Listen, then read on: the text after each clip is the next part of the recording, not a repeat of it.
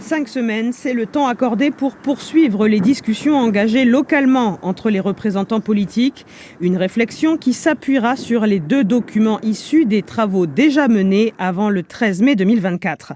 Avec une première échéance attendue au 15 janvier 2025. À cette date, un premier bilan doit être remis à l'État. Un document censé présenter les convergences et les divergences sur la sortie de l'accord de Nouméa. À l'issue de cette période, une seconde séquence s'ouvrira sous l'autorité de l'État.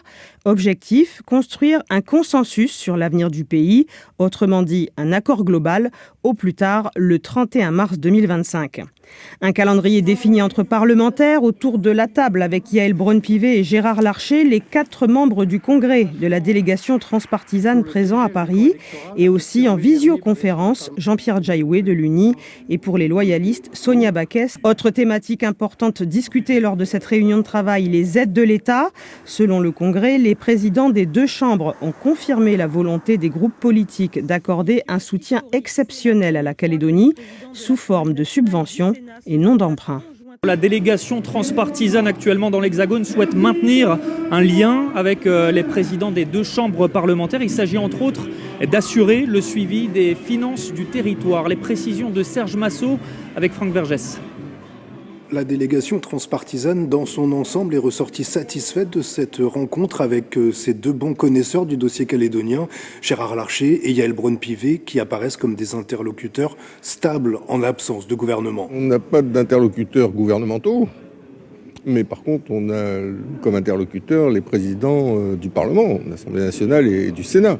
Donc c'est des interlocuteurs solides qui connaissent la Nouvelle-Calédonie de longue date et qui ont décidé de nous accompagner sur le chemin du consensus que nous devons construire. Donc nous, on se félicite de cet acte de courage.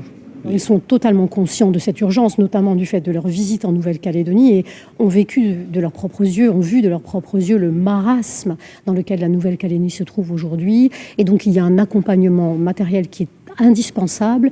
Ils sont venus rappeler le besoin d'un soutien financier massif de l'État et la nécessité de remplacer les prêts par des subventions. Ce que les 2 présidents nous ont dit, c'est qu'ils ont réuni leurs groupes de contact respectifs ce mercredi 4 décembre. Et lors de cette rencontre, tous ont dit qu'il fallait aider la Nouvelle-Calédonie, non pas en emprunt, mais sous forme de subvention. Donc c'est l'objectif de la mission, l'objectif premier. Les élus ont aussi présenté une méthode de travail et un calendrier pour parvenir à un accord politique. Les discussions calédoniennes doivent aboutir mi-janvier. Le 15 janvier, exactement.